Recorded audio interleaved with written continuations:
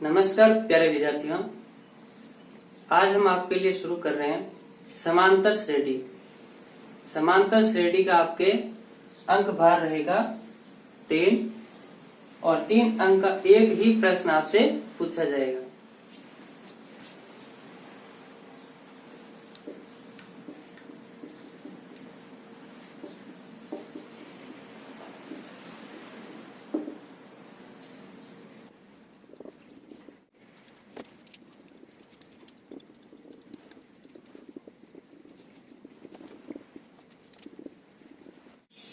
अब इसमें देखिए कुछ प्रमुख स्मरणीय बिंदु आपके लिए।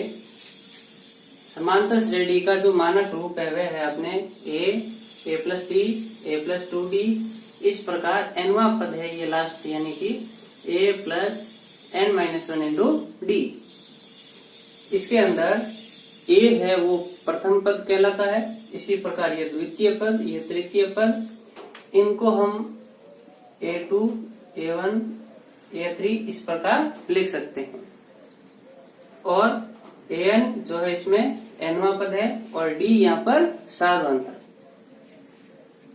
फिर है अपने nवा पद का सूत्र, यह आपको याद रखना है।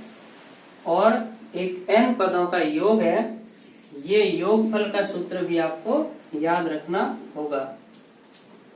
इस सूत्र को दूसरे रूप में भी लिख सकते हैं, Sn बराबर n/2 into a plus an यानी अंतिम पद।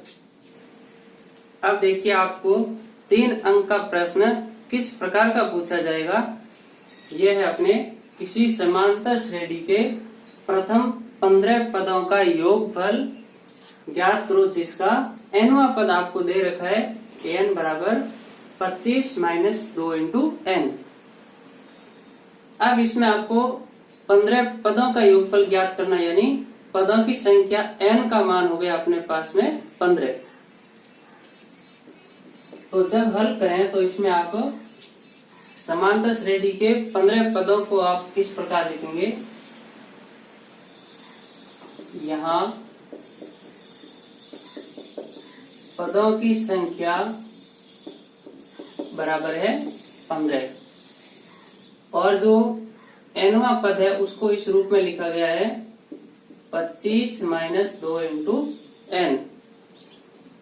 अब देखिए यदि an का मान हमें दे रखा है तो इससे हम a1, a2 इस प्रकार ज्ञात कर सकते हैं और उसकी सहायता से हम d का मान भी प्राप्त कर सकते हैं। और दूसरा रूप इसमें, यदि हम योगफल का सामान्य सूत्र काम में लें तब भी हल हो सकता है, यानी कि अतः a1 बराबर 25 माइनस 2 इंटू 1, तो a1 का मान आ जाएगा अपने पास में 25 माइनस 2, यानी ये हो गया 23। अब an यहाँ पर पदों की संख्या 15 है, तो 15वां पद जो होगा वही इसका अंतिम पद होगा और इसको हम लिख सकते हैं 25 माइनस 2 इंटू 15। तो इस प्रकार से ये अपना हो जाएगा 25 माइनस 30 यानी माइनस का 5। ये तो है प्रथम पद और ये है अंतिम पद। अब देखिए चूंकि हमने सूत्र पढ़ा है Sn बराबर n/2 into a plus an। इस सूत्र की सहायता से जब आप हल करें तो n का मान यहाँ पर ये 15 दे रखा n है और इसका हम मान रखेंगे यहाँ पर जैसे 15, ये बटे में 2, फिर a का मान है अपने पास में 23 और फिर प्लस में है यहाँ पर माइनस का 5। अब आगे हल करते हैं तो ये आ जाता है अपने 15/2 और 23 माइनस 5 हो जाएगा 18। अब 18 में 2 का भाग गया, ये हो गए 9, 15 इंटू 9। अतः s यानी n की जगह हम 15 लिख देते हैं, तो s 15 बराबर हो जाएगा 15 इंटू 9 यानी 135। तो 135 अपना यहाँ पर आंसर होगा।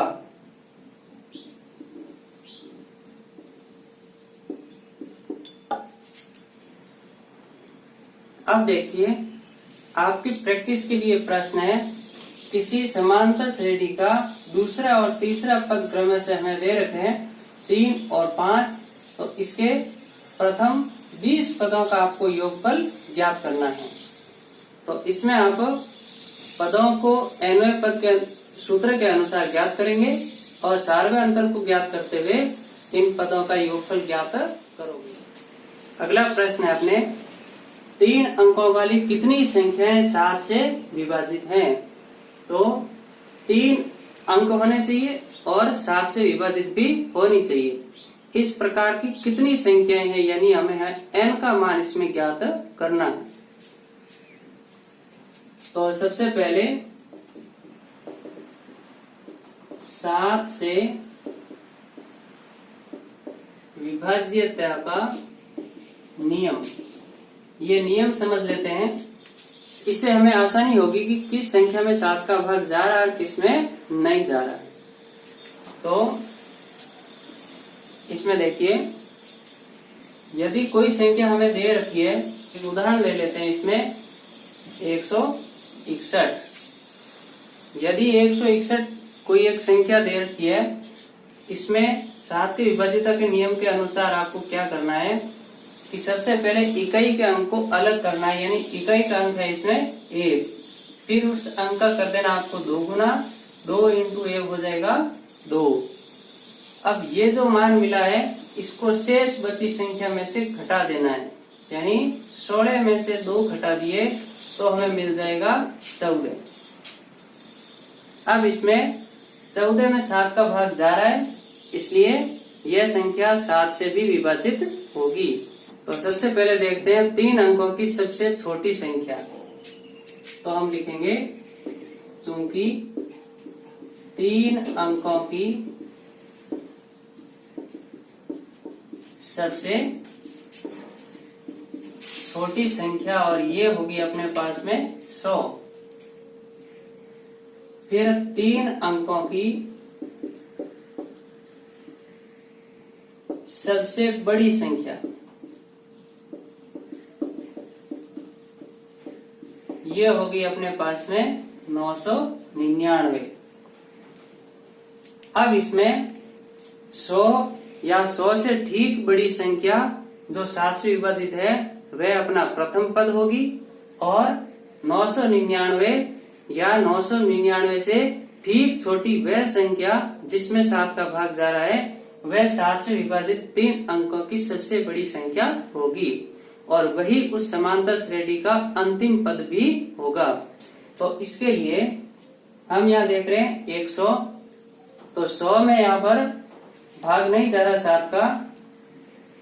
101 को देखते हैं, तो 101 में यहाँ पर 7 का भाग इसमें भी नहीं जा रहा है। 102, 103, 104 और फिर 105 को देखने पर हमें पता चलता है कि इसमें 105 में पूरा भाग जा रहा है 7 का। तो लिखेंगे, अतः 7 से विभाजित सबसे छोटी संख्या,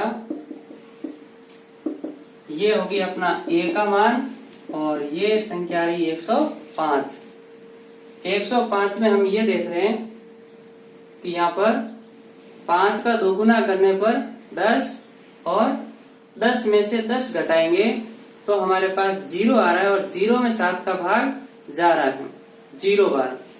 तो फिर इसमें 999 से ठीक छोटी संख्या देखने के लिए हम यहाँ पर देख रहे हैं, जब जांच करते हैं तब संख्या आती है अपने पास में 7 से विभाजित सबसे बड़ी संख्या, इसको हम an कहेंगे अंतिम पद, और ये आ रहा है 994। ध्यान दें, ये 3 अंकों की संख्या है। तो 994 जो है इसमें अंतिम अंक यानी इकाई का अंक जो है इसका 2 गुना 8, 99 में से 8 गए 91 और 91 में अपने 7 से ये डिवाइड है। तो 994 ये सबसे बड़ी है और 105 सबसे छोटी है। अब हमें ज्ञात करना है 3 अंकों वाली कितनी संख्या, यानी हमें n का मान ज्ञात करना है। तो n के मान के लिए सबसे पहले हम ये देखते हैं, यहाँ पर जो प्रथम पद है इसके अनुसार हम द्वितीय पद भी लिख सकते हैं। तो लिख सकते हैं a1 बराबर यहाँ पर 105, तो यहाँ a2 भी हमें प्राप्त हो जाएगा और ये होगा 105 प्लस 7, 105 प्लस 7, 105 और 7 ये हो गए अपने 112। तो इस प्रकार हम समांतर श्रेणी लिख सकते हैं। ये समांतर श्रेणी लिखने के बाद में हम यहाँ ये भी देख रहे हैं कि 7 से विभाजित है, तो निश्चित रूप से यहाँ पर d का मान जो होगा वो होगा 7। तो सूत्र जो हमने पढ़ा है वो है an बराबर a plus n minus 1 into D. अब a का मान है an है और d भी हमारे पास में है, तो हम इसमें n की वैल्यू फाइंड कर सकते हैं। तो रखते हैं मान, an का मान है इसमें 994 और फिर a का मान है इसमें 105 plus n minus 1 into D. अब इसे हल करते हैं तो ये आ जाता है 994 माइनस 105 बराबर में आ गया n इंटू डी और d का मान हम यहाँ पर रख देते हैं 7। तो n इंटू 7 तो 7n और फिर माइनस में आ गया 7। अब 994 में से 105 हम घटाएंगे तो हमारे पास में ये आ जाते हैं 889 और फिर इधर ये 7 हम जोड़ देते हैं, माइनस का इधर प्लस हो गया तो 7n बराबर बच गया इधर। 889 में 7 जोड़ते हैं तो ये हो गया अपने 896 और बराबर में आ गया 7n। फिर इसे आगे हल करते हैं। अब n के गुणा में यहाँ पर 7 है तो 7 का इधर भाग लगेगा, तो ये भाग लग गया अपने n बराबर आ गया 128। इस प्रकार कैलकुलेशन में कहीं मिस्टेक नहीं करें, ये आपका फाइनल आंसर होगा। अतः पदों की संख्या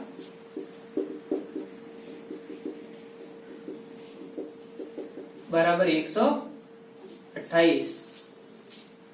तो इस प्रकार के प्रश्न आप और भी जो अगला प्रश्न है 2 से 100 के बीच में उन सभी विषम संख्याओं का योगफल ज्ञात करना है जो कि 3 से विभाजित है।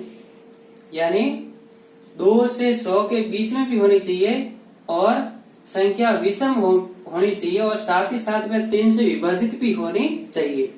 यानी इसमें 3 शर्तें एक साथ में है, एक तो 2 से 100 के बीच में और एक वह विषम संख्या हो और तीसरा इसमें 3 का भाग भी जाए। तो इस प्रकार आप एक समांतर श्रेणी जनरेट करेंगे और फिर उसका आप योगफल। तो प्यारे विद्यार्थियों, अपने इस प्रकार से बोर्ड परीक्षा जो होने वाली है, वैसे इस पर कई तरह के कयास लगाए जा रहे हैं, लेकिन आपको अपनी निरंतर तैयारी जारी रखनी है, क्योंकि जब टाइम टेबल आएगा और एग्जाम होगा तब ये नहीं सोचना पड़े कि काश हम थोड़ा पढ़ लेते तो कुछ अच्छा हो जाता। लेकिन पिछले 4 महीनों से आप नहीं पढ़ रहे हैं, तो अब 20 दिन में अगर आप ढंग से तैयारी कर लेंगे तो निश्चित रूप से आप अच्छे मार्क्स गेन कर सकते हैं।